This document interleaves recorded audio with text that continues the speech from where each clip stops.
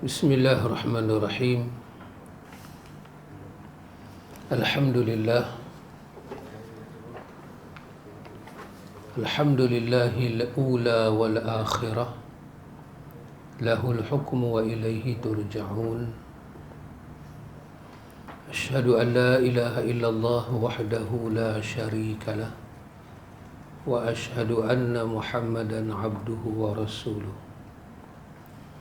Allahumma ati nafsi taqwaha wa zakkiha. Anta khairu man zakkaha, anta waliyuha wa maulaha. Amin, Allahumma amin, amma ba'du. Akhwatul iman, ikhwatu fiddin, a'azzakumullah wa uhibbukum fillah. Usikum wa iyaya bitaqwallah, faqad faza man ittaqa. Alhamdulillah ikhwan, dengan limpah kurnia daripada Al-Aziz Al-Qawi, kita boleh menyambung bacaan kita. Kita berhenti hari itu pada muka surat 42.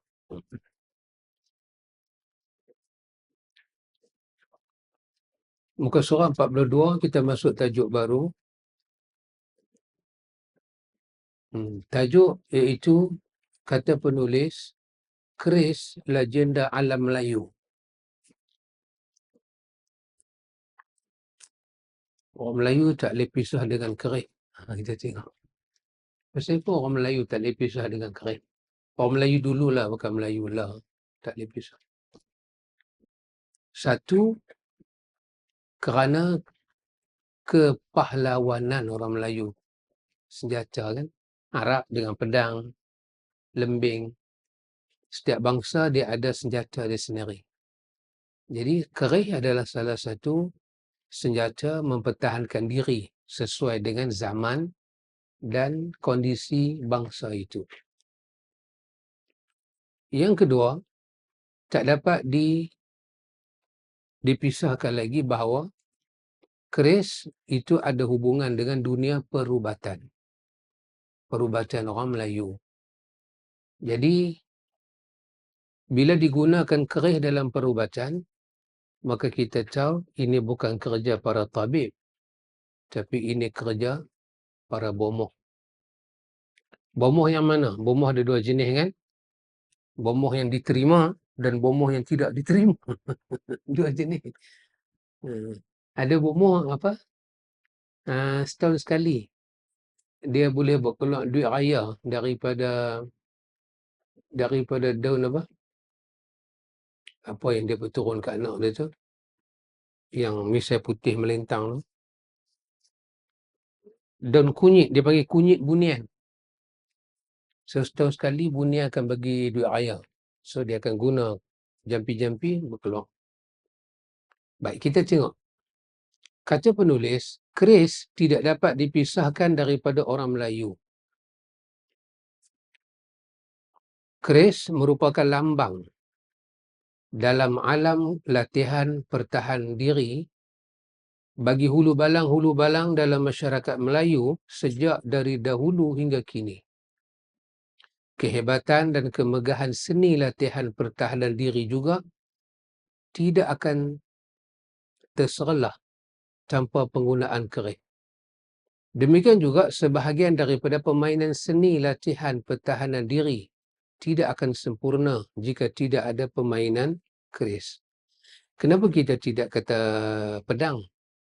Sebab pedang bukan daripada alam Melayu.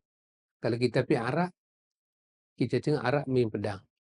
Kita kata pula sepatah, kenapa Arab tak main keris? Sebab idea cipta keris itu bukan idea daripada dunia Arab. Baik.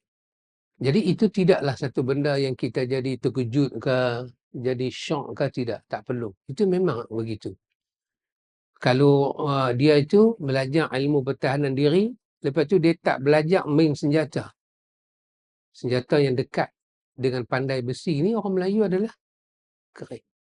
Dan bila dia nak buat keris itu, dia tahu besi apa yang dia nak campur. Sebab bila dia nak tikam musuh, dia nak bagi musuh tu rebah. Kira tikam bagi mati. Macam mana dia nak buat supaya perut kawan tu berborai, keluar segala isi perut dia, dia lokkan kerih tu. Itu cara dia, kepintaran dia yang Allah Ta'ala bagi. Itu adalah benda yang sangat kita kata makul, benda yang masuk akal. Baik. Kerih juga merupakan senjata utama kepada ahli-ahli latihan pertahanan diri Melayu. Tanpa kerih, seperti ada kecacatan dalam latihan pertahanan diri tersebut.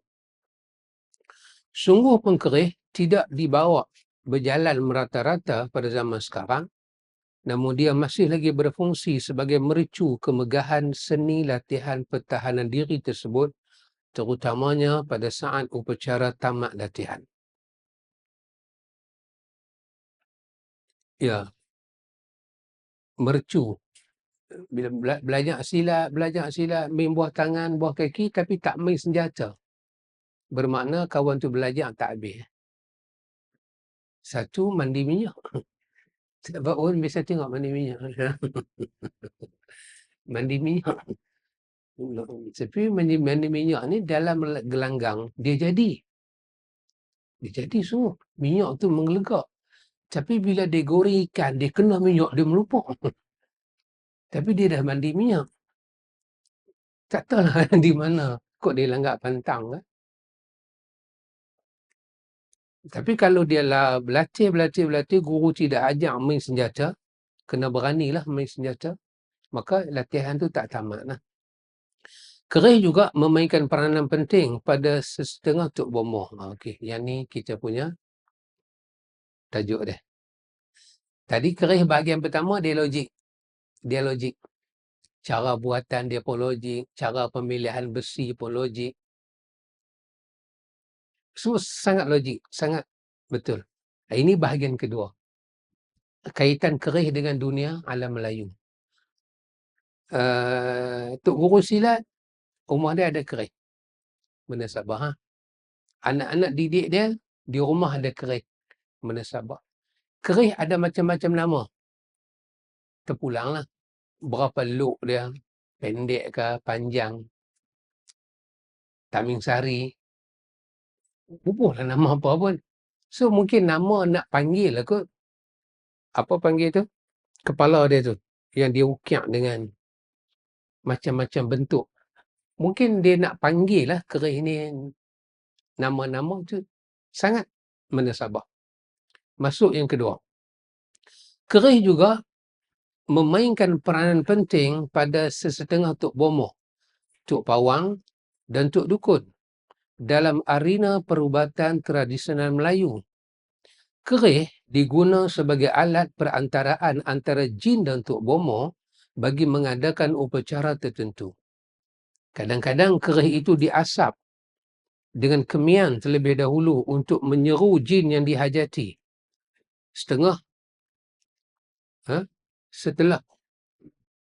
Setelah beberapa ketika, datanglah jin yang diseru itu melalui tok bomoh tersebut. Ada setengah tok bomoh yang menggeletak tubuh badan mereka apabila dimasuki jin. Namun ada juga yang sampai berguling. Oh, dahsyat. Berguling tu kan. Oh, jangan gelak. Oh, ini betul ni. Dia berguling. Dan tidak ketinggalan juga berkeadaan biasa. Biasa tak ada apa-apa. Apabila dimasuki oleh jin tersebut.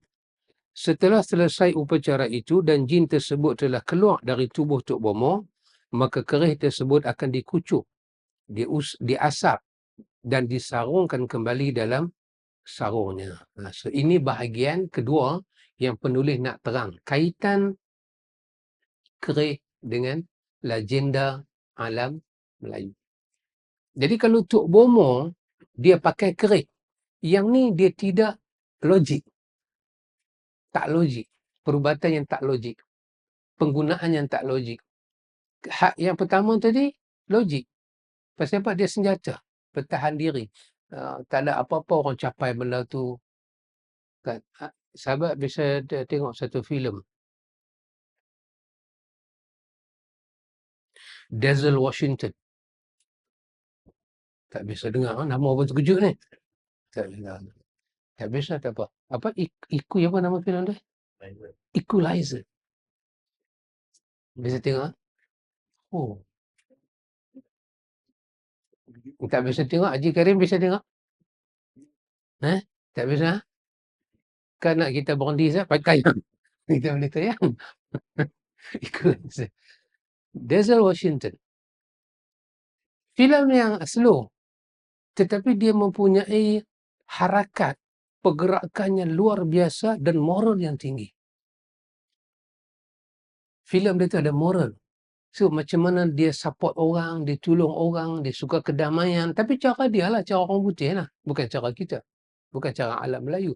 Tapi apa kaitan dia? Antu tengok apa sahaja yang ada dekat dengan dia, boleh jadi senjata kat dia. Hatta buku sekalipun. So cara dia pandang orang, campur kan. Cara dia pandang ujung tu, ujung ni, tengah, atas, bawah. So bila kawan tu dekati dia saja, cara dia bergerak tu. Oh, tak saya cerita panjang. Saya balik sebelum tidur tengok. Sebelum baca Quran lah. Tengok, lepas tu baru baca Quran. So senjata. Tapi bila mai pada Tok Bomo pakai kerih ni buat apa? Nak panggil jin. So soalan timbul. Kenapa Tok Bomo kena panggil jin? Untuk apa? Dan untuk apa kena panggil jin hanya melalui jalan kerih? Dan kerih itu pula nak kena bagi mandi asap, nak kena asap kemian, nak kena pakai sintuk, nak kena cium dia, nak kena pakai kain hitam ke, kain kuning ke, lepas tu nak kena simpan dia. Dan kalau tak buat upacara lagu tu dekat kerih itu, dia boleh mengundang satu malapetaka. Ini sudah berbeza dengan cara ilmu pertahanan diri guna kerih dengan Tok Bomo guna kerih. Betul ya Pakcik Ramlan? Boleh nampak beza dia? Pakcik Ramlan nampak saya kan nampak beza tu? Nampak ha? Alhamdulillah. Biasanya orang yang terlibat dalam bidang latihan pertahanan diri dan perbomohan gemar menggunakan kerih. Kerana mereka mempunyai kepercayaan yang kuat pada kuasa kerih. Setengahnya mendakwa memperolehinya dalam mimpi. Apabila bangun dari tidur, didapati kerih tersebut telah berada di sisinya. Macam mana boleh jadi? Boleh. Hakikat tu jadi tak jadi? Jadi. Soalannya macam mana boleh jadi? Dia mimpi. Kita pernah mimpi tak sahabat? Lari. Lepas tu jaga-jaga kita penat. Haji Karim biasa mimpi tak makan anggur. Bila jaga-jaga mulut dia kunyah. Tapi tak ada apa. Artinya kejadian itu berlaku di luar mimpi. Yang makan tu dalam mimpi. Yang kunyah tu setelah kita jaga. So dia ada connection. Betul? Ini benda yang menasabah. Benda yang logik. Tapi tak logiknya yang dia tengok dalam mimpi tu tiba-tiba keluar daripada alam mimpi duk. Seperti dia mimpi, dalam mimpi tu dia jumpa apa-apa geliga kan. Siapa pendita dalam gua bagi kat dia geliga, suruh dia genggam. Dia jaga-jaga buka-buka tangan duk ada geliga tu. Yang ni macam mana boleh jadi? Yang ni no road and no jalan. Macam mana? Ini mesti ada hubungan dengan jin. Mana jin tu yang mai datang. Saja-saja tak boleh jadi Haji Karim. Macam kita duk raplah ni kan. Duk bayar 50,000. Jaga-jaga 50,000. Kalau macam tu lah Haji Karim. Tak payah sama kontrak. Tapi kenapa yang tu tak jadi? Kenapa yang tu tak jadi? Tak ada. Mana ada betul? Yang jadi ni semua belah ni. Belah yang ada kaitan hubungan dengan jin, mesti benda tu wujud. Ini bermakna sesuatu yang tidak masuk akal telah jadi. Baik. Ada lagi apa? Setengah pula mendakwa kerih tersebut didapati setelah sekian lama bertapa di tempat-tempat tertentu. Tak kurang juga yang memperolehinya dengan warisan turun-temurun dari datuk nenek mereka, yang kononnya mereka adalah warisnya dengan disyaratkan kepada mereka yang menjaga kerih itu, mestilah melakukan apa jua syarat yang diperlukan sebagai penjaga warisan kerih tersebut. Ini cara-cara orang, bagaimana kita tengok dia tu peminat kerih, dia mesti ada benda-benda macam ni. Tidak dia seorang pendekar, pendekar akan minat kerih. Lebih-lebih dia sayang dengan bangsa dia, dia akan minat kerih. Itu mana Sabah. Tok Bomo, kerih keturunan, belajar betapa ini semua salah satu cara. Dengan memiliki kerih tersebut, jadilah dia seorang Tok Bomo ataupun pendekar dengan bantuan jin penjaga kerih tersebut. Kerih itu dihormati sebagai tetamu dan dijaga dengan rapi. Itu kerih itu bukan kerih biasa, bukan kerih beli di Rockwork ataupun di tempat-tempat orang jual benda legend ni, tapi kerih ni kerih yang biasa. Kerih ni tetamu. Jaga dia. Macam mana nak jaga dia? Setengahnya mengambil kesempatan pada malam Jumaat untuk mengasap kerih tersebut dengan kemian, dimandikan dengan sintuk dan limau nipis bagi menjaga kuasa yang ada pada kerih tersebut supaya tidak hilang. Kuasa apa yang ada dalam kerih ni? Kuasa jin. Bukan kuasa kerih. Kerih dia ada kuasa apa? Dia ada kuasa besi. Sama ada dia berat, atau dia ringan, dia tajam, atau dia tumpul. Berdasarkan cara buat dia satu, kawan yang jaga dia, asah tak asah dia. Tak asah, kerih jadi tumpul. Kalau asah dia jadi tajam elok. Yang tu sesuatu yang menasabah. Tapi ini kuasa lain. Kuasa boleh berubat. Kerih itu ada kuasa. Boleh bagi tahu siapa mai rumah kita. Pencuri mai ke. Kerih mampu. Saat dia terketak. Kerih tu bagi isyarat. Dan ketak dia lain macam. Kalau orang mai, dia bunyi macam lain. Kalau balak ke apa-apa nak mai, bunyi dia macam lain. Ataupun nak berkelahi suku sama-sama adik-beradik, dia punya hinggut tu macam lain. Maka siapa bagi tahu siapa duk hinggut tu? Kerih tu bukan hidup. Dia benda beku, benda mati. Macam mana dia boleh bagi muamalat tu? Daripada pihak lain yang kita panggil makhluk jin.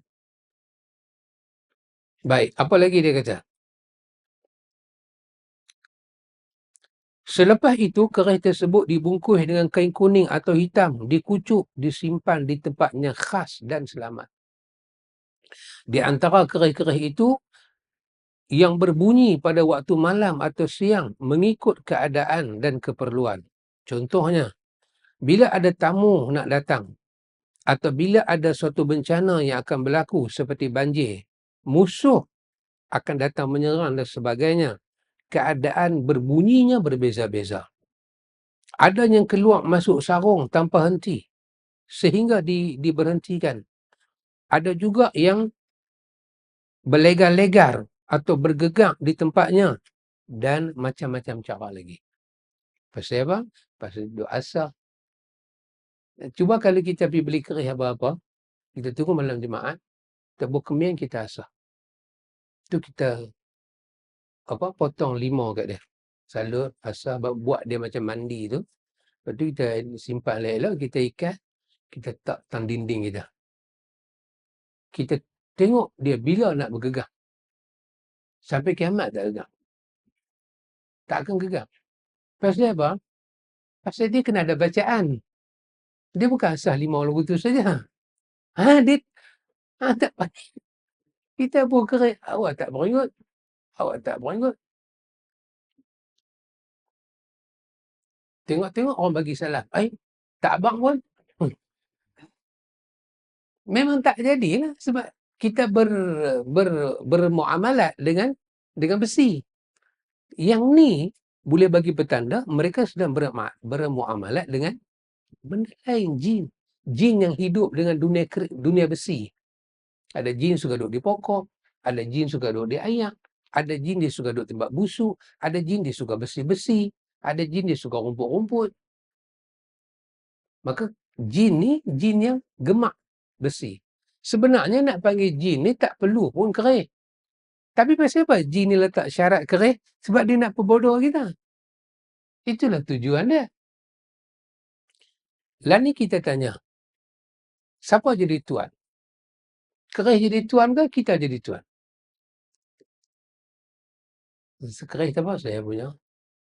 Saya tuan kerih. Tak, hakikatnya bukan kita tuan kerih. Kerih tu pedajir kita. Sebab kalau tak bagi dia mandi, dia tak bergoyang tu Haji Karim. Hang tak asal kemian dia, apa yang dia mau hang tak bagi, dia tak bagilah manfaat dekat hang. Yang ni lah, bila kita tengok orang dulu dia berubat, dia akan bawa kerih. Dia akan bawa kerih nak bersilatkan nak apa. Jadi, bila orang tu dia berubat pakai kerih, maka terus kita tahu satu benda, dia sedang bermuamalat dengan makhluk jin. Maka atas pengetahuan ilmu kita lah, bila kita pergi berubat dengan orang macam ni, nak teruskan ataupun nak stop. Itu berdasarkan pelajaran kita. Tak mana. Kalau kita mengaji akidah kuat, kita mengaji sunnah kuat, kita tengok-tengok, jiwa kita tolak. Tolak kita belah. Tapi kalau pelajaran kita tu tak kuat, kita tengok, kita tak boleh tolak. Hati kita tak ada sifat, kita tak dapat roh daripada la ilaha illallah. Apa dia? La ilaha illallah. Tolak. Menolak sebarang Tuhan kecuali Allah. Baik. Mengikut perkiraan logik, adalah kerih itu, adakah, penulis tanya satu soalan. Dia kata logiknya, adakah kerih itu mempunyai nyawa untuk berbunyi, atau bergerak-gerak, ataupun keluar masuk dalam sarung dia dengan sendiri. Tetapi apa sebenarnya berlaku ialah bergeraknya kerih itu adalah disebabkan oleh jin penjaga kerih itu yang mau memberitahu sesuatu pada tuannya. Orang yang sebeginilah yang selalu dianggap Tok Keramat oleh setengah orang. Oh, dia ni Tok Keramat. Dia beritahu apa? Kerih dia tu ada Tok Keramat jaga. Sebenarnya Tok dia tu dah mati dah. Tak keramat pun. Tapi dia panggil dia ni Tok Keramat. Kalau kita dulu bila kata Tok Keramat, nak jumpa Tok Keramat tak mana? Tok orang Cina. Tok orang Cina banyak Tok Keramat. Tok Keramat Cina semua nama Melayu. Tok Ali, Tok Hijau. Tok Ali ada Sam. Tok Alim tak ada. Tok Ali.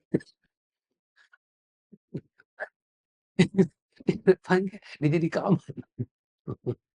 Dia jadi keramat. Juga depan rumah saya tu ada Tok Keramat. Tok Ali juga nama dia dengan songkok. Pakai songkok. Dekat rumah P. Ramlee tu, corner sikit tu, yang ada rumah yang mereka buat jual kedai runcit tu, Tok Keramat juga. Dia panggil Tok Hijau. Tapi semua tok-tok ni telah pun diambil alih oleh orang Cina. Sebab dia tolong mereka banyak kot lomba ekor lah, apalah dia tolong mereka. Akhirnya orang Melayu buat tak tahu dengan tok sendiri. Akhirnya orang Melayu pun tak ada tok. Azan dulu.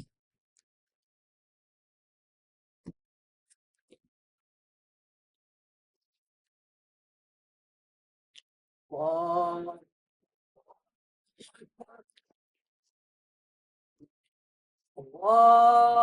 Akbar, Allah Akbar. Asyhadu an la ilaha illallah. Asyhadu an la ilaha illallah. Asyhadu anna Rasulullah. Asyhadu anna Muhammadar Rasulullah.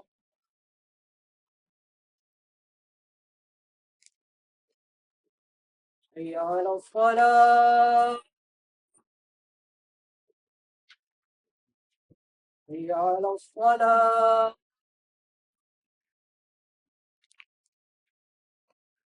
حي على الفلاح حي على الفلاح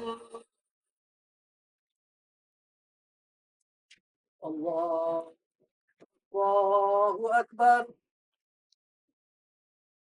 لا إله إلا الله الله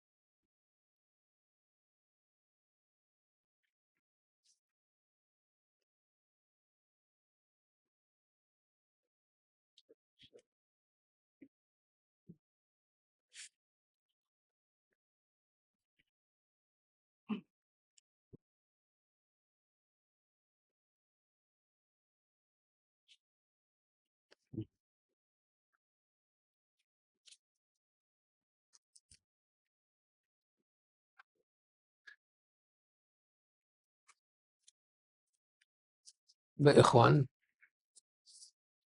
kata penulis pada muka surat 43, sebenarnya bagi orang yang memiliki keris tersebut, jin penjaga keris itu bukan lagi sebagai khadam kepada keris itu, tetapi sebaliknya sebagai tuan pada manusia. Kerana manusia, tuan keris itu terpaksa akor dan patuh kepada segala kehendak jin tersebut. Kerana itulah keris tersebut perlu diasap, dilimaukan sebagai syarat perhubungan mereka.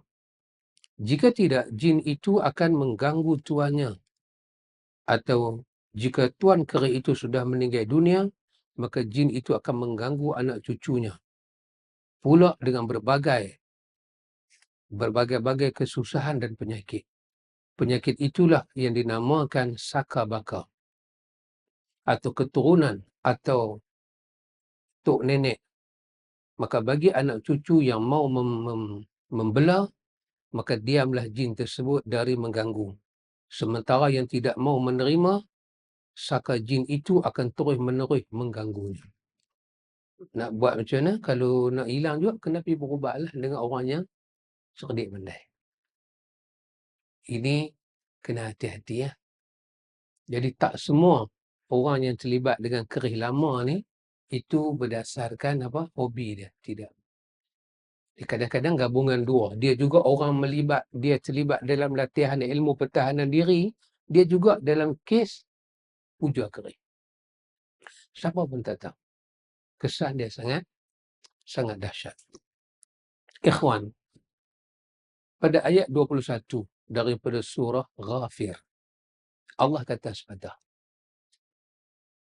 Allah kata, "Awalam yasiru fil ardi fayanzuru kaifa kana 'aqibatul ladina kanu min qablihim kanu hum ashadda minhum quwwatan wa athara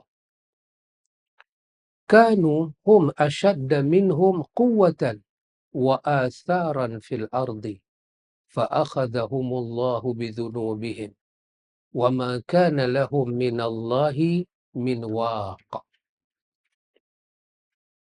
Allah cerita ayat ni turun dekat Nabi masa tu orang Mekah pun duk ada. Mereka lebih dekat untuk melihat ayat ni. Allah kata, awalam yasiru fil ardi. Allah kata, apakah tidak hampa pi berjalan di atas muka bumi ini? Siru fil ardi. Pi berjalan atas muka bumi ini. Untuk apa berjalan? Ni, ayat ni kata dekat orang Mekah dulu. Fayanzuru kaifa kana aqibatul ladina kanu min qablihim. Pi tengok apa yang dah jadi pada orang sebelum daripada kamu. Sebelum Allah utus Nabi Muhammad, ada Nabi, ada umat. Allah kata dekat orang Arab masa tu, pergi berjalan. Sebab apa? Sebab kesan mereka tu masih tak terusik macam zaman lah ni. Lah dah banyak benda terusik, tak original. Orang boleh buat rangka besar-besar, orang bagi tahu. Jumpa 4,000 tahun sudah punya rangka. Why? Kemarin baru dia buat. Lah ni banyak tipu. Banyak tipu. Dulu dah dekat. Sejarah tu masih dekat. Allah kata pada orang Arab, fayanzuru kaifa kana aqibatul ladina kanu min qablihim. Dia bantu orang sebelum daripada hampa. Pergi tengok. Allah kata sebentar. Kanu hum ashadda minhum quwwatan wa atharan fil ardi.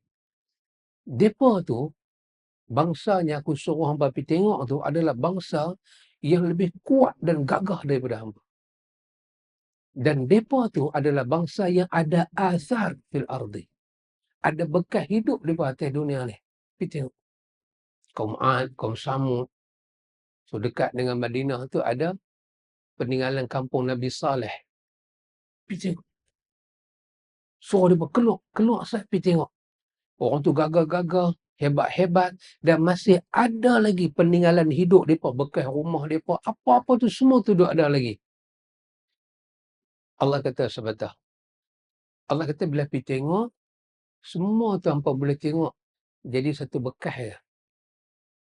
Kalau ada rangka-rangka depa yang terkambuh dalam tanah, hampa pergi cari-cari, hampa boleh jumpa. Pasal apa depa jadi lagu tu? Musnah tempat depa, lingkup tempat depa, wahai depa ni umatnya gagah-gagah. Allah kata satu. Fa akhadhahumullahu bidhunubihim.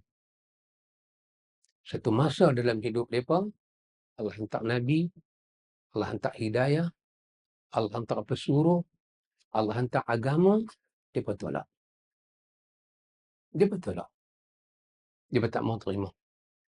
Kita baca Quran balik, daripada Nabi dulu, sejak zaman Nabi Nuh, sampai Nabi kita Muhammad, silih berganti para Nabi. Benda apakah para Nabi ni mai yang menjadi risalah pertama nak sampai pada orang? Benda pertama, mesej pertama nak sampai pada orang, iaitu La ilaha illallah. Tak boleh sembah benda lain, kena sembah Allah. Allah kata dia tolak. Tolak sampai peringkat Nabi dan Rasul yang Allah hantar tu, dia sakiti. Kita baca Yasin kan? Berapa kes dalam Yasin Allah cerita, satu karya tu, dia bunuh Nabi tu, dia kata sihir. Hampa ni semua sihir. Kalau hampa tak ada, kami tak jadi susah. Hampa ni semua, betul-betul pembawa, betul lah. Hampa ni satu ta'irukum. Hampa ni satu petaka untuk kami.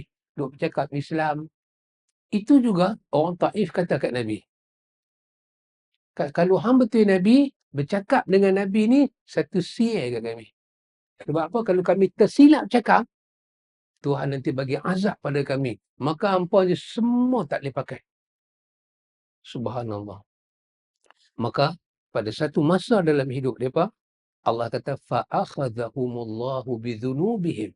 Allah ambil tindakan kepada mereka kerana dosa mereka tu. Dosa apa? Dosa syirik mereka buat. Dosa besar. Allah kata wa ma kana lahum minallahi min waq. Pada hari mereka kena azab dengan Tuhan di dunia, pada hari itu Allah tidak memberi apa-apa pada mereka bantuan dan perlindungan. Mereka kena melekat azab. Mereka kena. Tak ada satu bantuan, tak ada satu perlindung. Kita ni apa, ikhwan? Kita ni kuat mana? Dia sengking, kuat tak kuat? Dia tengok bulu runcing, dia sendiri buang stoking kasut dia.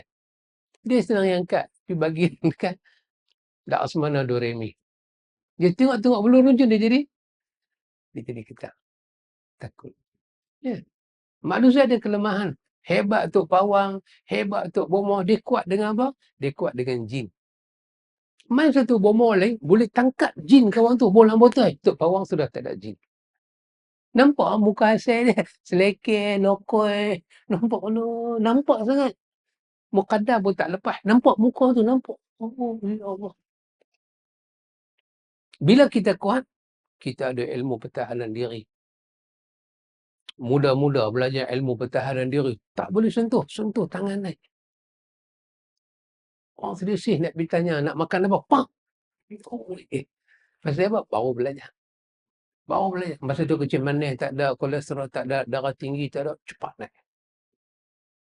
Tuhan buat apa? Tuhan tak ada hantar malah bertekak besar-besar. Tuhan pentik darah dalam badan bagi naik sikit.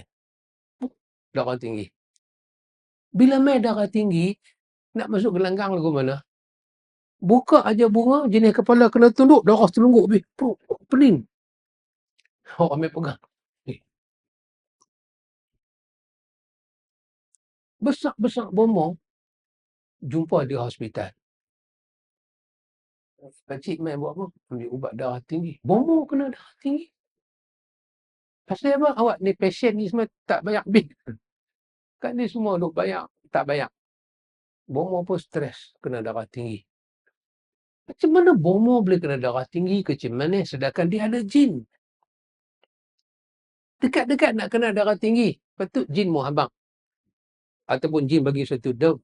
Upang, telan daun tu. Darah tinggi. Jumpa bomong duduk atas kursi roda, lembek sebelah badan. Pasal apa? Kena bomong. Mana jin-jin tu semua pergi? Tuhan kata, bukan pasal hampa. Tuhan kata, umat dulu. Allah kata ke Arab, yang lawan Nabi ni. Umat dulu, kata Allah. Umat dulu. Sebelum daripada kamu. Kanu hum ashadda minhum quwwatan wa atharan fil ardi. Depa lagi kuat. Tubuh badan depa, semangat depa, otak depa kuat, depa gagah, dan depa meninggalkan kesan hidup dalam dunia ni. Hampa boleh pergi tengok hidup depa. Tapi main dengan dosa yang besar ni, nama ada syirik, depa lingkup. Depa lingkup. Allah cerita sepatah dalam surah Ghafir juga ayat 23. Bila Nabi Musa dakwah dekat Firaun, Firaun panas. Firaun jadi hangat nama. Dia tak boleh terima. Kemuncak dia, apa Firaun buat? Firaun kata, uqtulu abna'al ladzina amanu ma'ah wastahyu nisa'akum. Firaun bila main dengan dakwah tauhid Nabi Musa ni, dia jadi bengal. Dia jadi tak boleh fikir. Dia jadi tak boleh fikir. Dia sudah jadi marah. Apa dia kata? Uqtulu abna'al ladzina amanu ma'ah. Bunuh semua orang-orang yang beriman, anak pinak mereka, kecil ke besar, semua bunuh, dan termasuk bunuh siapa-siapanya ikut mereka. Bunuh habis. Sahabat pun, mulut nak keluar bunuh orang ni, masa bila? Senang-senang. Ni kita turun, tengok-tengok kereta kita kemek sikit, kawan langgang. Lepas tu kawan tu kata, sorry. Kita kata, bunuh. Tak keluar. Habis tak ada. Kita kata, apalah ni satu macamnya kamjat. Banyak tempat boleh parking. Sini juga anak hodok. Habis tinggi. Kalau Al-Fatih tak katalah, kata dalam hati. Mulut, astagfirullah. Tapi tu orang tak ada. Anak tu. Orang ada, astagfirullah. Tapi nak keluar. Adik-beradik Nabi Yusuf, nak kata pada adik-beradik lain. Nak kata tu, marah tu sampai mana? Dendam tu meluat sampai mana? Meluat-luat. Tak boleh kawal diri. Bunuh. Bunuh siapa? Bunuh orang yang beriman. Bunuh anak pinak mereka. Bunuh siapanya ikut mereka. Tak cukup setakat tu. Wastahyu nisa'ahum. Cari jalan bagi malu bini-bini mereka. Apa dia nak buat apa? Gagak dia nak buat apa? Nak bagi malu perempuan. Nak buat macam mana? Panjangkan perempuan tu di tengah jalan. Bagi rogol perempuan tu. Bagi malu. Wastahyu nisa'ahum. Tak apa. Allah bagi Firaun buat. berjaya. Dia bunuh tu, dia bunuh ni. Semua macam-macam dia buat. Allah kata sepatah. Allah kata, وَمَا كَيْدُ الْكَافِرِينَ إِلَّا فِي ضَلَالٍ. Allah kata rancangan orang yang tak ada iman ni, rancangan orang kafir macam Firaun ni, Allah kata tak pergi mana, makan diri dia balik. Dahsyat. Jahat yang kita buat ke orang ni, lepas tu orang tu tak boleh balas. Kita sangka dia rebah. Tuhan kata apa? Dah, tak pergi ke mana. Nanti main balik ke hang. Hang tak pergi mana? Masa dia nak bunuh orang beriman. Orang beriman boleh buat apa? Dia siapa? Firaun ni siapa? Firaun ni, dia satu kingdom. Boleh sahabat Sam? Sahabat Sam, sahabat Syam, Sam yang ni. Dia satu kerajaan. Dia satu government besar. Tak sebesar macam Namrud. Tapi dia Mesir, dia besar. Apa saja dia cakap, titah dia cakap, semua jadi hukum, semua jadi law. Dia kata bunuh Musa. Perkataan bunuh Musa tu automatik dia jadi apa? Rukun negara. Orang nak bunuh Musa. Musa tak ada tempat nak duduk. Macam Ibrahim. Ibrahim Al-Khalil pergi jumpa Namrud. Namrud suruh bunuh Ibrahim. Ibrahim tak ada tempat dalam satu negeri sebesar Iraq tu. Tak ada tempat. Nak lari ke mana? Nak pergi ke mana? Bunuh. Allah kata buat. Masa dia buat agak-agak, dia kata bunuh Musa, geng-geng dia ni semua buat agak-agak, dia seronok ke mana? Oh ikhwan, sedap buat zalim ke orang. Bila orang tak lawan? Dah habis dia buat semua benda ni, dah habis dah semua. Pada ayat 46 dalam surah Ghafir, Allah kata sepatah. Dah habis, puas, lega, enjoy, dah balik dah makan angin semua. Makan angin pasal apa? Hasil buat zalim ke orang. Hasil bagi pelingkup orang ni semua. Pergi makan angin, letih buat zalim ni letih. Pergi berehat. Balik berehat, lega. Allah berturun ayat dekat Nabi 46 surah Ghafir. Allah suruh Nabi tanya kepada orang-orang yang buat zalim ni, tanya sepatah kat mereka, la ni yang dulu Fir'aun dia nak bunuh Musa, dibunuh Bani Israel, dia buat zalim dahsyat-dahsyat ni semua ni, Allah kata sepatah dengan kuasa dia, dia bagi tahu sungai-sungai berjalan dengan arahan dia. Semua satu negeri Mesir ni dia yang punya. Mesir adalah Fir'aun, Fir'aun adalah Mesir. Allah kata sepatah, la ni, nak tahu tak Fir'aun ada kat mana? Nak tahu tak Fir'aun ada kat mana? Fir'aun ni yang buat zalim ke orang ni, tahu tak dia ada kat mana lah ni? Allah cerita dalam surah Yunus. Masa dia nak mati, badan dia timbul. Tenggelam dalam laut tu, badan dia timbul. Laut tak telan. Terapung, bawa sampai ke pantai, Laut Merah. Tu Allah bagi. Orang-orang yang duduk di sekitar tu main tengok. Ni siapa ni? Dia tu tengok air. Ini muka Fir'aun ni. Ni muka Tuhan kita ni. Hidup, mati. Tuhan mati. Semua pakat terkejut. Tuhan boleh mati? Yang kita dengar Tuhan sakit gigi pun tak boleh. Ni arwah Tuhan. Tuhan kita arwah. Macam mana ni? Tu, depan mayat dia tu, Allah bagi dia dengar apa yang selama ni dia sanjung dulu. Dia pun cakap balik depan dia. Kalau orang tua dulu, berdasarkan riwayat orang tua dulu, ni mayat ni tak keluar rumah lagi. Dia kata jangan cakap tak elok. Selagi mayat dengar, dia menangis. Pasal apa? Dia tak boleh jawab. Kita duk cakap pasal dia kan. Dia ni, dia nak tengok anak dia tak dan balik. Jangan cakap tu. Dia menangis. Kata orang tua. Rupanya bukan orang tua. Rupanya yang ni tradisi Fir'aun yang orang tua ambil.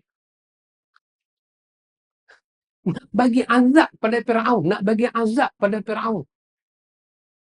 Al-yawma nunajjika bibadanika. Hari ini Fir'aun, kami selamatkan tubuh badan hang. Supaya menjadi ayah, menjadi satu tanda orang di belakang hang. Jangan buat orang yang zalim macam hang. Semua cakap, Firaun ni, Tuhan kita, ya Tuhan kita, hidup. Mati. Depan dia. Satu azab untuk dia. Dan Allah tunjuk kebesaran Tuhan, sampailah bumi tak terima dia nak tanam. Pergi duduk dia pergi duduk kat mana? Dalam kuih koci tu. Dia pergi duduk dalam kuih koci tu. Tak boleh terima. Cuba tanam tengok. Tak boleh tanam. Dunia tak boleh terima. Ahli-ahli sejarah pun tak boleh terima. Bumi jauh sekali nak terima. Dia duduk situ. Jasad dia kita boleh pergi tengok di masjid. Nampak je kuih koci tu. Kita masuk dalam tu. Kita boleh tengok. Tuhan tanya pada 46 surah Al-A'raf, surah Ghafir.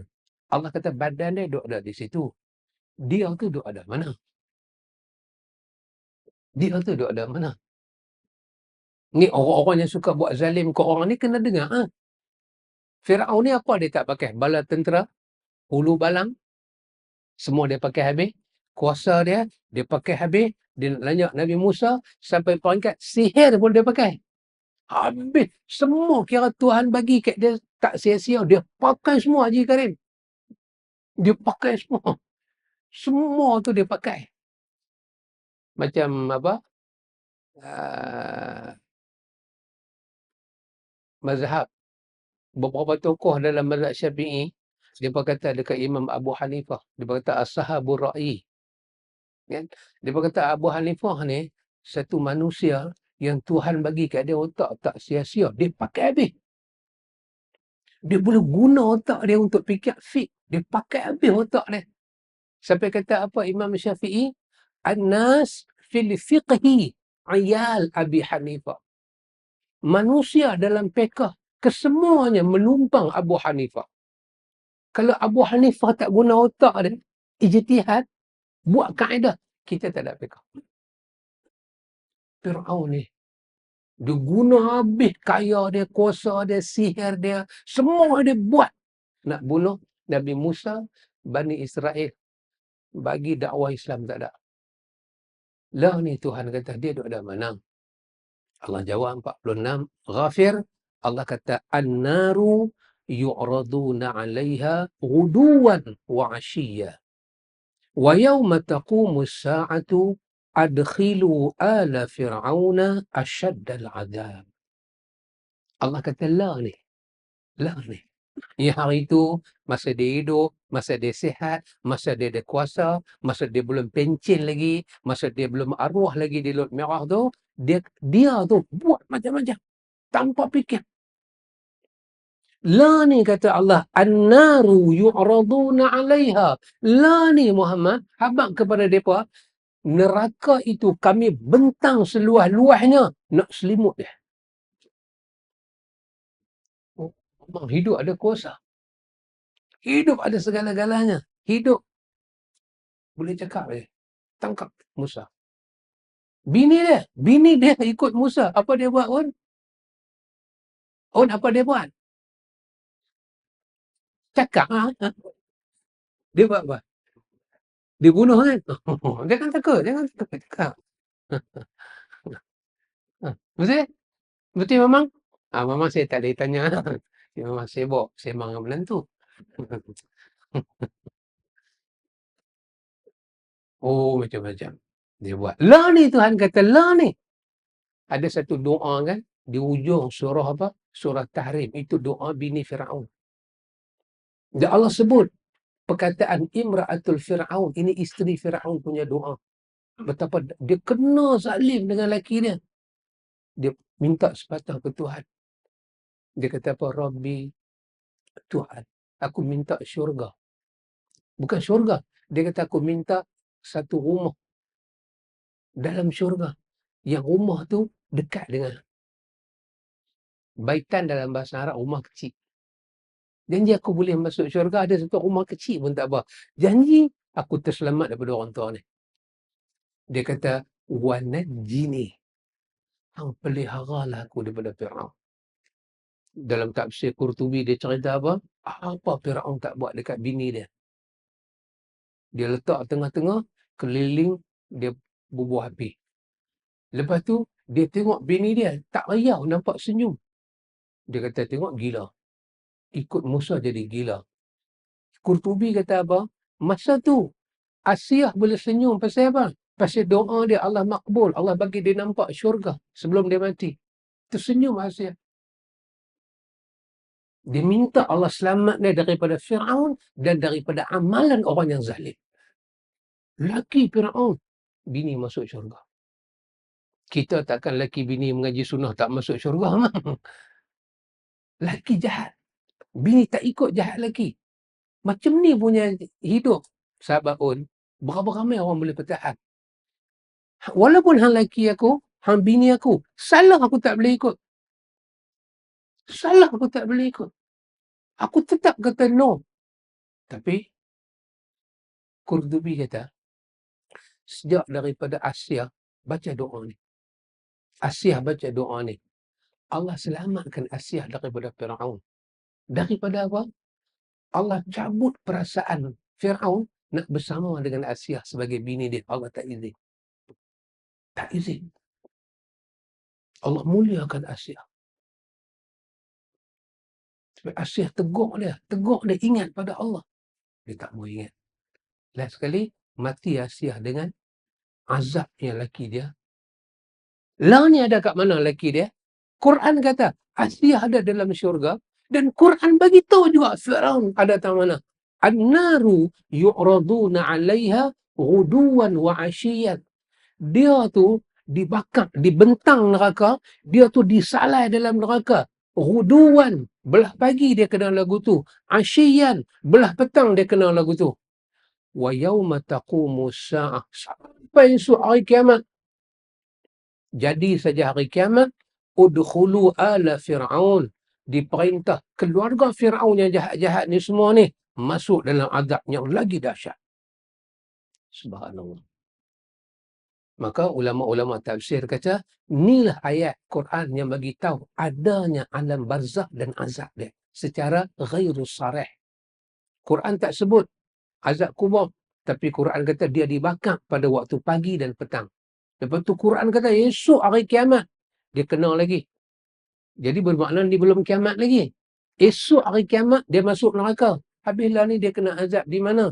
Dia kena azab dalam alam kubur, alam barzakh. Tapi Quran sebut azab kubur secara ghairu sarih, tanpa menyebut perkataan kubur. Tapi adanya azab kubur. Siapa dia Fir'aun?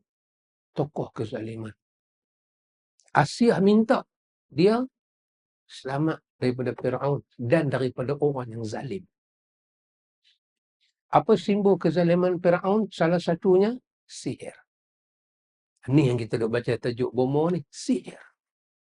Masa kita buat orang, oh sedap. Sedap.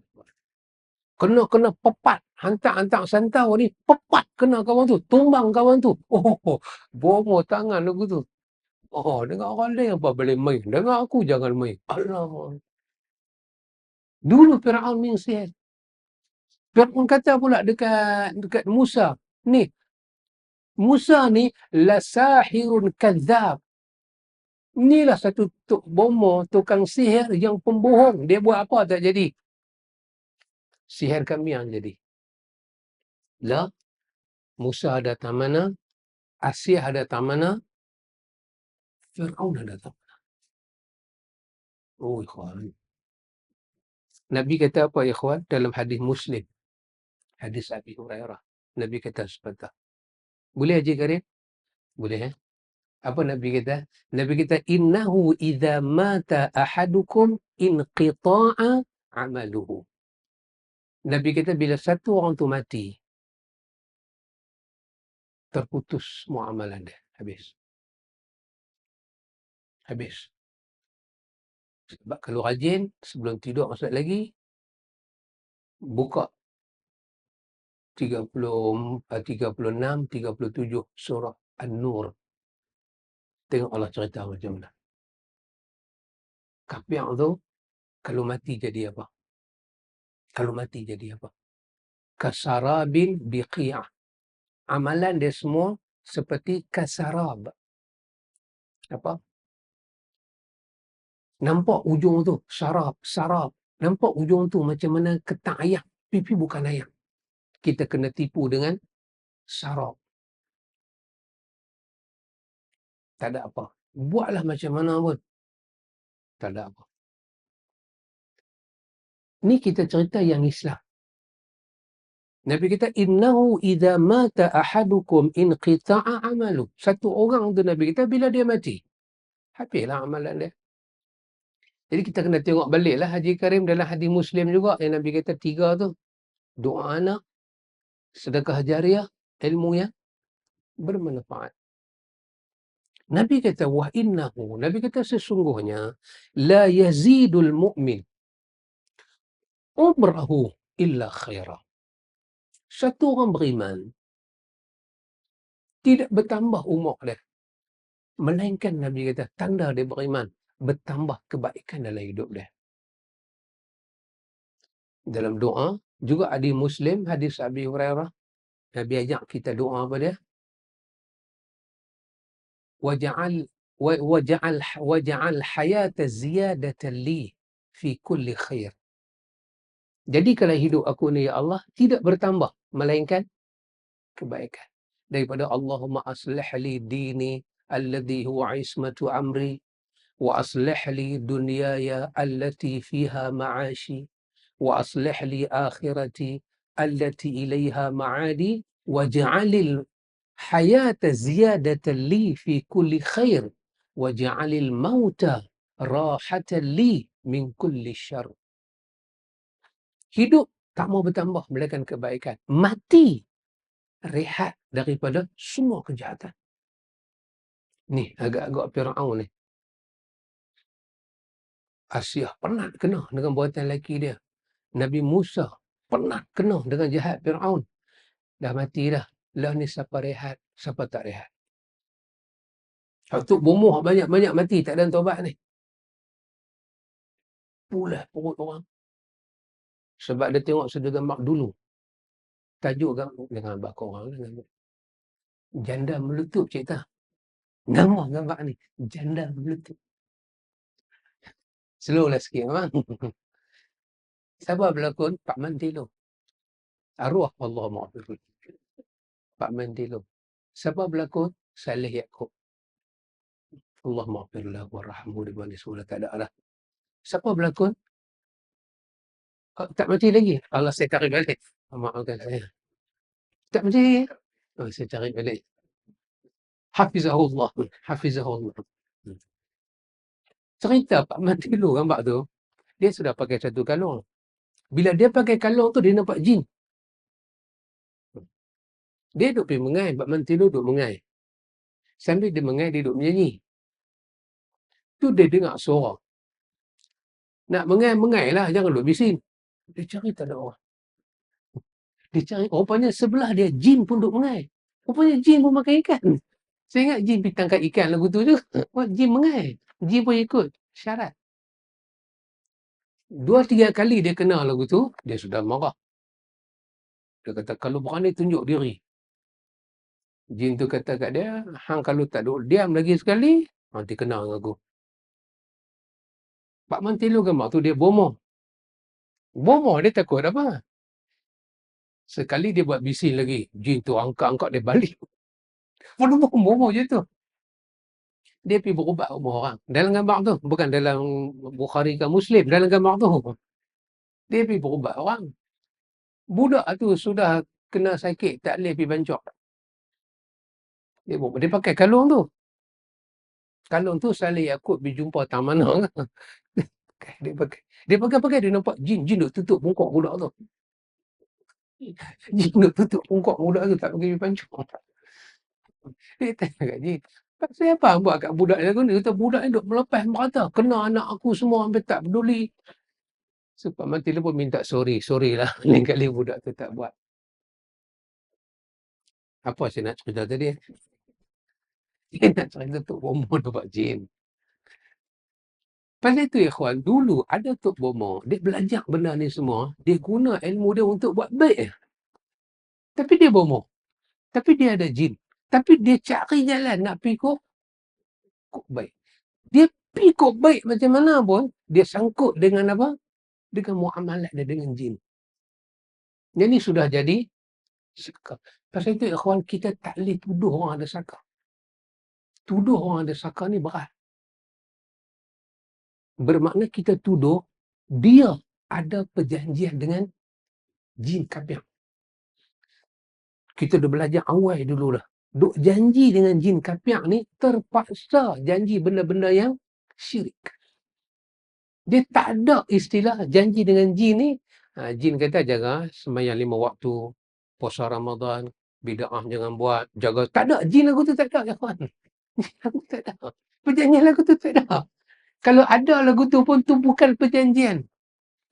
Bukan perjanjian. Dia nak main tipu kita aja. Kata kita tak sembahyang subuh, dia main ikut katil. Wujud. Apa ni, siapa yang ikut katil? Lepas tu kita berjumpa Tok Bomo. Saya tiba-tiba, saya ingin tak ada apa, tak ada. Katil saya bukan ikut. Bomo kata, itu penjaga tu. Dia nak main ingat supaya sembahyang subuh. Tak ada. Ini semua auta. Tak ada. Dia tak masuk perjanjian jaga anak cucu macam tu. Tak ada. Pasal tu anak cucu, kalau isap ganja, isap pit, Saka tak kacau apa? Anak cucu bagus melentur.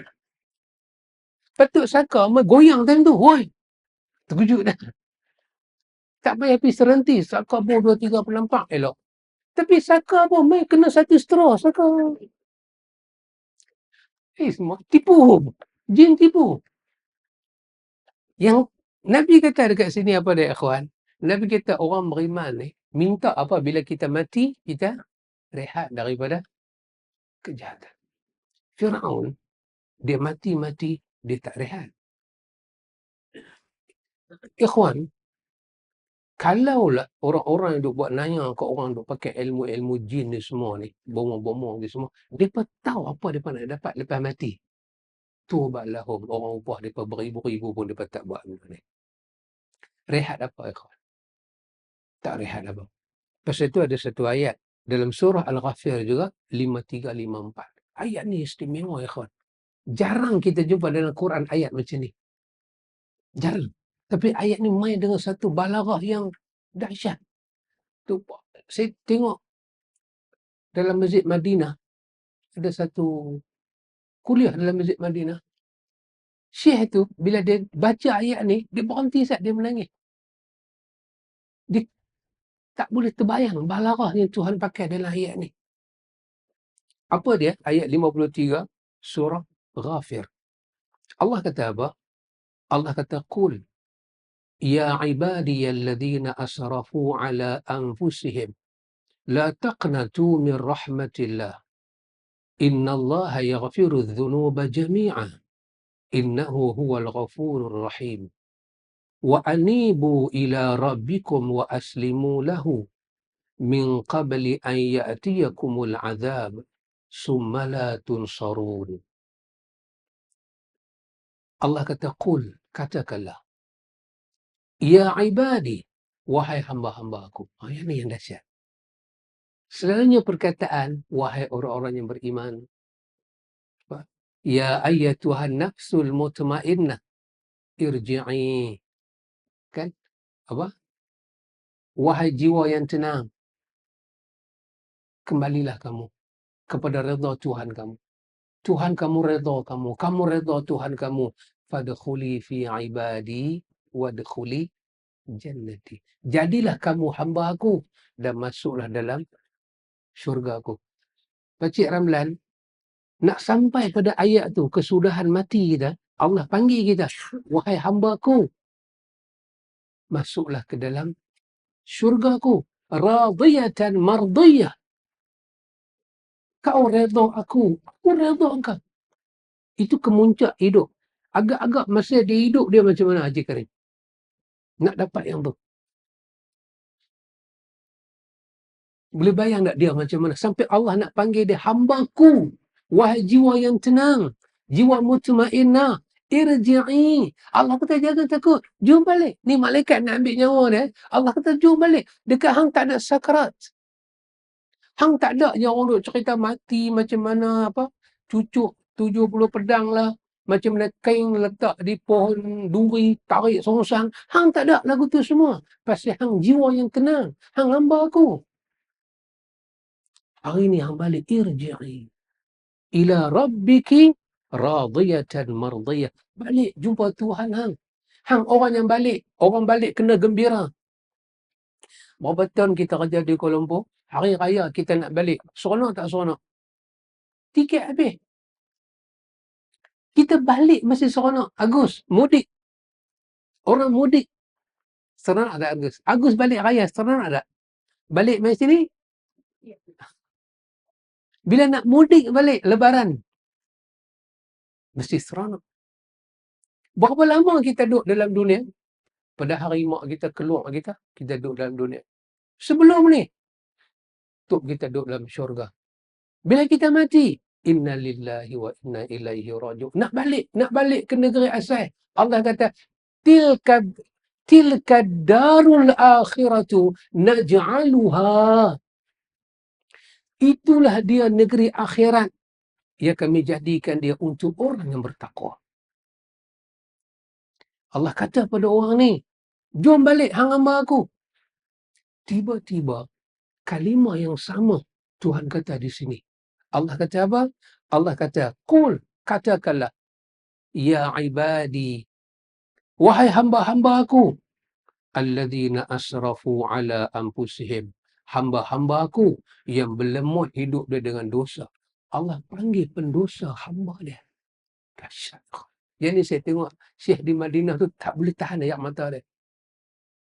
Sepatutnya dia dipanggil penderhaka. Dia dipanggil mujrim. Allah tak panggil mujrim. Patut dikatakan qul, ya mujrimin, wahai penderhaka pendosa. Allah sorok dosa dia. Allah itu. Allah kata, wahai hamba aku, banyak mana dosa hang buat? Hamba aku. Allah kata, hamba yang mana? Alladzina asrafu ala anfusihim. Dia telah memboros, telah membuang umur dia ke arah benda sia-sia. La taqnatu min rahmatillah. Jangan putih asa daripada rahmat Allah, syurga Allah. Mana ada ni kan panggilan lagu ni. Okay? Tadi saya dengar dalam radio tadi. Saya tak tahu siapa ceramah. Dulu saya penceramah Mutiara FM. Tiba-tiba saya tak boleh ceramah. Saya kena tangkap. Tiba-tiba saya dilarang berceramah. 16 orang dilarang berceramah. Tapi dulu saya penceramah radio Mutiara FM. Dua negeri, Mutiara FM, Perak FM. Oh, ingat saya siapa? Dia cerita bila? Dulu. Dulu ceramah saya keluar radio Pulau Pinang. Setiap minggu keluar. Saya ustaz lah jarang lah pasal dia duduk KL. Dia tak keluar pun tak apa. Bila poster ceramah saya kat mana-mana, penceramah radio FM. Pulau Mutiara. Kalau di Perak dulu, yang tiba rakaman dengan saya, apa Buyung nama dia? Mansur Buyung. Mana-mana dia ikut. Ceramah, keluar. Penceramah, apa nama? Radio Perak. Radio Perak. Last sekali tak boleh masuk Perak. Jadi macam mana jadi macam tu? Penceramah radio Pulau Pinang, kalau mereka ni buka balik radio Pulau Pinang, sejarah Pulau Pinang mereka tak boleh buang. Nama saya dalam corong radio. Tiba-tiba bertukar kerajaan. Bertukar kerajaan, saya tak boleh masuk radio. Ada satu ketika, sahabat kita sebelum meninggal ni, yang kerja RTM tu, ingat tak yang dia dialisis tu? Anwar nama dia. Dia buat rakaman kita di Dewan Imam Ghazali. Dia buat. Keluar satu slot aja. Dia ada sejam setengah, patut 3 siri. Keluar satu. Keluar satu tu. Lepas tu, kena. Pasal apa dia keluar? Ayat acak ni. Ayat acak. Saya penceramah radio Pulau Pinang. Dulu. Tak boleh keluar. Tak boleh keluar dah. Kan pelik dunia. Takkan dulu ilmu saya sahih, sekarang dhaif. Lepas ni maudhu'. Patut martabat naik, martabat belum turun. Apa punya cerita? Kan? Sajalah jika abang kan. Allah Ta'ala panggil hamba ni yang alladzina asrafu ala anfusihim. Allah kata hamba-Ku, jangan putus asa daripada rahmat aku. Kerana Allah Ta'ala kata, innallaha yaghfiru dzunuba jami'a. Allah sanggup ampun semua dosa yang kamu buat. Ulama tafsir kata, berdasarkan ayat ni, termasuk dosa syirik pun Allah nak ampun. Dengan syarat dia nak minta ampun. Yang sebelumnya ada ayat Allah tak ampun dosa syirik. Bila turun ayat ni, dosa syirik pun Allah nak ampun. Walaupun dia buat dosa syirik dengan syarat dia minta, kalau dia mati tak minta ampun, dia kena ayat tu. Dia masuk neraka. Allah kata, sesungguhnya Allah Ta'ala itu Maha Pengampun dan Maha Pengasih. Allah kata, wa anibu ila rabbikum wa aslimu lah. Allah kata, mailah kepada Tuhan kamu. Kalimah-kalimah ni patut dipanggil orang baik-baik. Tapi dalam ayat ni special. Allah guna untuk orang yang buat dosa. Hak tadi saya kasih dengar dalam radio tadi. Dia sudah kata. Dia kata orang tak semayang ni semua ni orang biadab. Orang biadab. Depa ni biadab dengan Tuhan. Jadi macam mana kita nak kata depa ni bagus? Depa ni biadab dengan Tuhan. Tak semayang, Allah bagi nikmat, tak syukur, kufur nikmat. Kalau dengan Tuhan depa boleh buat lagu tu, adakah dengan kita depa boleh jujur? Dia kata lagu tu. Sedangkan Quran kata apa? Wa'tasimu, Allah kata dalam ayat dia, duribat alaihimuz zillah aynama suqifu illa bihablim minallah wa bihablim minan nas. Allah kata hina kamu di mana saja kamu ada, kecuali orang yang jaga hubungan dengan Allah dan jaga hubungan sesama manusia. Masa Allah kata lagu tu, Allah ada bubuh tak manusia yang macam mana kita kena jaga? Melainkan orang yang jaga hubungan dengan Allah dan sesama manusia. Hablum minallah, hablum minan nas. Ada tak dikatakan manusia macam ni tak masuk. Sampai Nabi kata sepatah, man adza zimmiyun faqad adzani. Siapa yang buat naya kepada kapiak zimmi, dia buat naya ke aku. Siapa yang cuba sakiti kapiak zimmi, dia sakiti aku. Hak tu kapiak. Kapiak tentu dah tak semayang. Allah suruh jaga hubungan dengan dia. Macam mana kita boleh kata orang tak semayang ni tak guna sedih? Ikhwan, hantu kalau tengok aksiden, tak mana-mana, yang cepat tolong orang, naik motor kan naik kereta. Kita naik kereta terlepas dah. Dan kita nak berhenti tak boleh. Siapa cepat? Dan hantu tengok dalam yang cepat-cepat naik motor ni, yang mana di kalangan naik motor cepat tolong orang? Yang janggut panjang, yang sorban lilit, ataupun yang loi. Tengok t-shirt macam tak semayang pun. Macam tak semayang. Dia paling cepat. Awak pakcik tu golek. Pakcik tu pakai kepiah. Helmet tak pakai. Kepiah dia pakai, helmet dia tak pakai, dia tergolek. Yang main tolong dia siapa? Budak ni.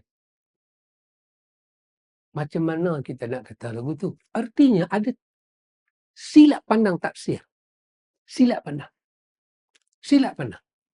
Allah suruh jaga hubungan dengan semua orang. Semua orang. Dia tak semayang, dia dengan Tuhan. Anak kita orang masuk Minah. Dia tanya, semayang tak semayang? Pasal apa? Pasal apa kita semayang tak semayang? Satu soalan lah pula. Saya, semayang 5 waktu. Macam Datuk Ismail Kamu cerita kan. Tanya kawan tu. Lepas subuh apa? Lepas subuh Johor. Lepas Johor, Singapura. Betul. Lepas Singapura, Nabi Muhammad. Awak tak semayang. Tapi tanya dia. Orang Jawa kan dia kata, cubuh. Lepas cubuh, Johor. Lepas Johor, Singapura. Asal yang orang tak main, belajar main Singapura. Apa penting kita tanya kat dia, hang sembahyang ke tak? Muslim. Dia melilau kok mana, dia meleret. Last sekali dia akan kembali ke pangkai pakai jalan. Dan syarat sah kat nikah, masuk tak sembahyang ke tak? Tak pun. Cuma kita berhak memilih menantu yang saleh. Itu hak kita. Itu hak anak kita. Tapi kita nak pergi apa? Panggil dia main rumah. Saja nak test dia. Saja nak test dia. Nak tahu dia ni sembahyang ke tak? Mari jalan pergi mana-mana, singgah masjid. Singgah masjid sih okey. Ajak main makan rumah lagi dahsyat. Kalau jom pilih time tengah hari 12.30, sembang-sembang pergi satu. Satu sembahyang. Ambil wudu, saja tolak dia jadi imam. Pak Mentua pergi kamat. Wah, tak penting pun. Cara dia cakap, cara akhlak dia, kita tahu. Apa? Ditanya Nabi, Ya Rasulullah, apa yang memasukkan manusia dalam neraka? Dalam hadis Tirmizi, dalam Riyadhus Salihin, apa yang memasukkan manusia dalam neraka? Apa Nabi jawab? Nabi kita dua. Al-famu wal farju. Al-fam wal farj. Nabi kata mulut dan kemaluan. Mulut ni tali ke neraka, mulut. Kalau dia kata ke orang, ikhwan. Ni, nai. Haji Karim, nai. Dok, nai. Bukan nahi, nai. Anjing. Nai. Jangan buat live lagu ni. Saya lah juga Karim. Saya silap sikit, tak apa. Saya Al-Fadhil. Jangan apa betul. Luar parlimen lah. Haji Karim. Anjing tu. Anjing lah senang. Anjing tu. Cuba anjing mai kat kita. Dia meduk. Kita halau dia. Lepas tu kita marah dia. Anjing. Tak sedar diri anjing. Meminta makan kat manusia. Aku keturunan Adam. Hang keturunan apa? Cuba katakan anjing tu. Agak-agak anjing tu menangis. Agak anjing tu menangis. Tak menangis. Tapi ada orang mulut dia kata kat anjing menangis. Mulut dia macam mana? Nabi kata mulut ni mulut neraka. Sampai dia ke neraka. Yang kedua apa? Kemaluan. Wasu'ila Rasulullah. Ditanya pula kali kedua oleh Nabi. Apa yang memasukkan manusia ke dalam syurga? Apa yang memasukkan manusia dalam syurga? Nabi kata dua. Apa dia? Nabi kata husnul khuluq. Nabi kata taqwa Allah wa husnul khuluq. Nabi kata akhlak yang baik dan takwa pada Allah sampai ke syurga. Yang kata akhlak baik ni apa?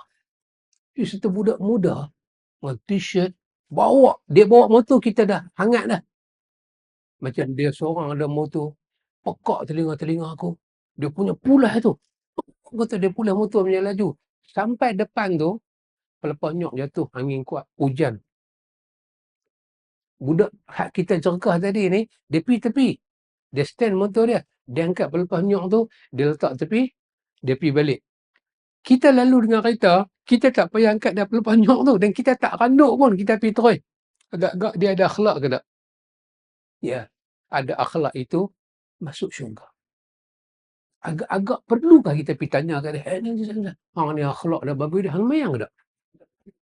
Hang tak semayang punya pasal, hang tak boleh masuk syurga. Agak-agak lagu tu. Manusia masuk syurga, ataupun sampai ke neraka, bukan pasal dia semayang atau tidak. Pasal ditimbang seluruh amalan dia. فَأَمَّا مَنْ ثَقُلَتْ مَوَازِينُهُ فَهُوَ فِي عَيْشَةٍ رَاضِيَةٍ. Ditimbang dan thaqulat mawazinuh. Berat timbangan dia. Dengan apa? Dengan kebaikan. Bukan dengan semayang saja.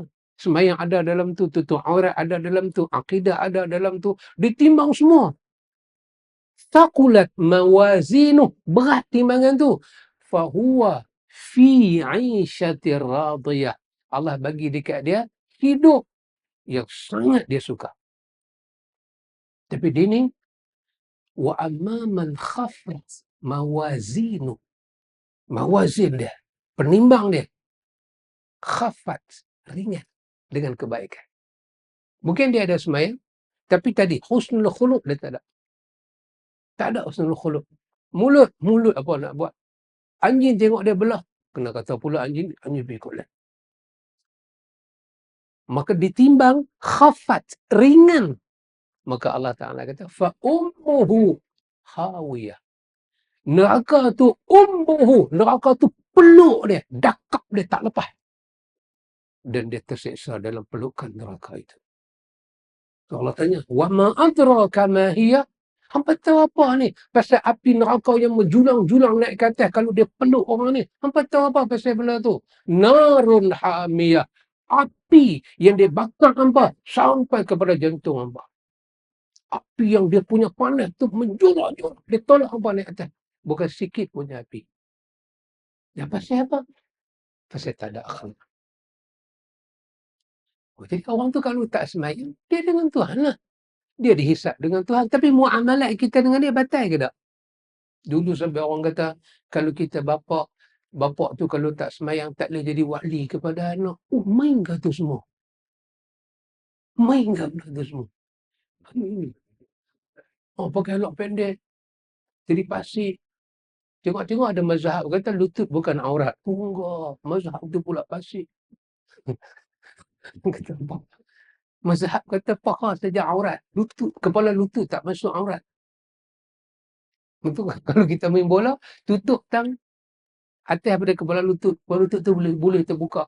Dia tak dikira sebagai aurat mutlak.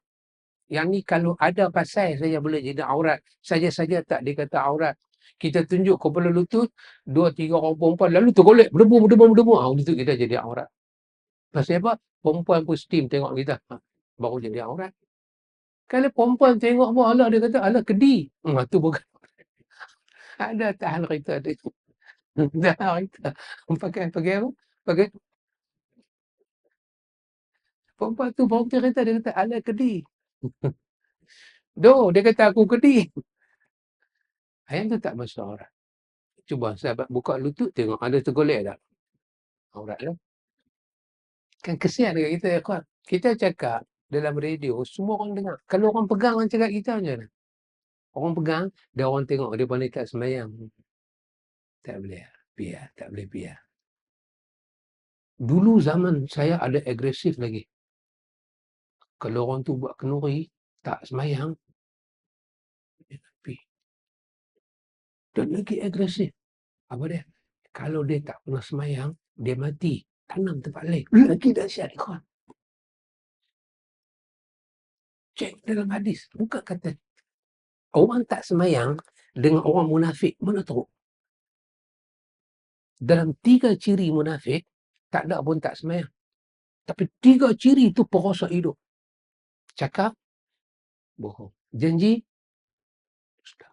Lagi, bagi amanah, khianat. Itu satu hadis yang 3. Lagi satu hadis yang kata 4, apa dia? Bila dia musuh dengan orang, dia kejam, dia salib. 4 ni ikhwan, semua melekat sebiji ada dekat siapa? Abdullah bin Ubay. Dan sepakat ulama akidah kah, ulama tafsir kah, panggil dia dengan nama bapa munafik. Dan kalimah tu keluar di mulut Umar Al-Khattab pada hari dia mati. Sebab tengok dalam Ibnu Katsir ketika dia syarah hadis, ada syarah ayat surah Taubah. Kalau kau berdoa 70 kali pun Allah tak terima doa kau. Umar kata, ya Rasulullah, innahu munafiq. Dia munafik. Takkanlah Rasulullah nak pergi semayang. Ibnu Katsir kata apa? Masa Umar kata lagu tu, Nabi nak berjalan, Umar main hadang. Seolah-olah hidung dia nak kena dengan hidung Nabi. Punya rapat dia nak abang. Munafik ya Rasulullah. Nabi gelak ke Umar, Nabi senyum, Nabi tolak Umar, Nabi pergi semayang. Agak-agaklah kita. Kalau munafik lagu tu pun Nabi pergi semayang, dengan seorang ni tak semayang, kita boleh buat lagu tu kat dia. Kita layan dia macam munafik. Yang munafik pun Nabi nak pergi semayang, nak doa sebab Allah ampun dia. Ini sesuatu yang agak berat. Kalau orang terima cakap kita macam tu, dia akan ada jarak besar antara orang pergi masjid dengan orang tak pergi masjid. Budaya lama-lama akan hidup balik. Kenduri tak pergi, wahai syarat walimah ni tak ada pun benda tu semua. Jangan ada muzik sampai pening kepala sudah. Sikit-sikit tak apalah. Otak kita keluar serongkoi. Kita jalan terpijak. Aku pijak. Kita pijak otak kita. Pasal dengar muzik ni tak tahu apa. Sikit-sikit sudahlah. Yang Pakcik Anwar kan, dia tak boleh tahan. Dapat mikrofon. Saya duduk fikir, lagu apa? Lagu Jamal Abdillah. Kek kata Jamal terus tak nak cari makan. Ini pun nak kena jaga juga lah kan. Tengok ikhwan. Maka Allah Ta'ala kata, mai pada Allah. Wa aslimu. Serah diri pada Allah. Sebelum turun pada kamu azab. Turun pada kamu azab. Tak ada siapa boleh tolong kamu. Malaikat maut mencabut nyawa kamu. Selamat kamu. Sudah tidak ada peluang untuk kamu. Ikhwan, habis dah tajuk tu semua. Tajuk 44 ni kita berarah iklim. Saya tidak ada bukti yang banyak. Cuma sekadar saya kata seolah-olah daripada muka 1 sampai muka 43, seolah-olah penulis nak beritahu apa? Pasal apa boleh jadi kalang kabut dalam dunia bomoh-bomoh ni semua? Pasal apa jadi lagu ni? Seolah-olah muka surat 44 sampai ke belakang, dia nak kata apa? Inilah di antara punca. Satu orang tu kalau dia pegang satu akidah yang salah, dia melahirkan amalan yang salah. Tajuk dia apa? Kaum yang sesat lagi menyesatkan. Dia nak cerita 73 puak yang sesat Nabi sebut dalam hadis tu.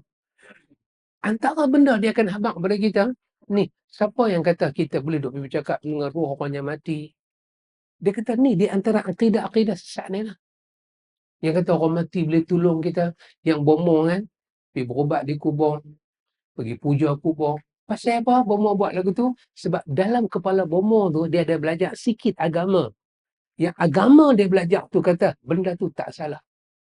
Maka penulis cuba nak buktikan memang ada kepercayaan yang kata benda tu tak salah. Maka dia senaraikan daripada muka surat 44 sampai habis. Boleh Pakcik? Oh, saya pun lupa ada nama. Pakcik Ramlan. Siapa saya lupa? Saya tengok Pakcik Ramlan, saya nampak macam somebody else. Pakcik Ramlan. Boleh Pakcik Ramlan? Nak baca sekarang ke?